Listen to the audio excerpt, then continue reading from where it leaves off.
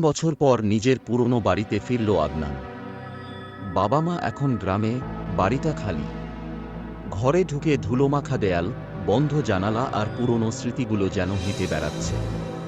হঠাৎ শব্দ শোনা গেল, চিকচিক করে খুলে যাওয়ার আওয়াজ।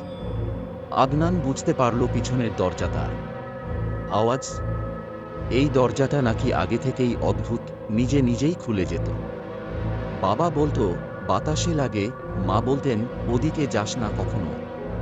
আদনান দরজার দিকে এগিয়ে গেল। ধীরে ধীরে দরজাটা খুলে গেল আরও একটু। হঠাৎ দেয়ালের পাশ থেকে এক মেয়েলি কণ্ঠে ভেসে এলো, ফিরে এসো না। আদনান থেমে গেল। তার নিঃশ্বাস আটকে গেল গলায়।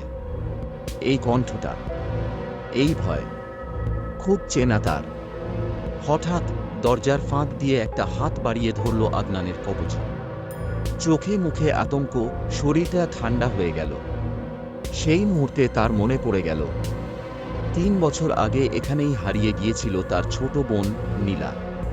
কেউ কখনো খুঁজে পায়নি তাকে। আর এখন নীলাই কি ফিরে এসেছে, নাকি আদনান মনের ভুল?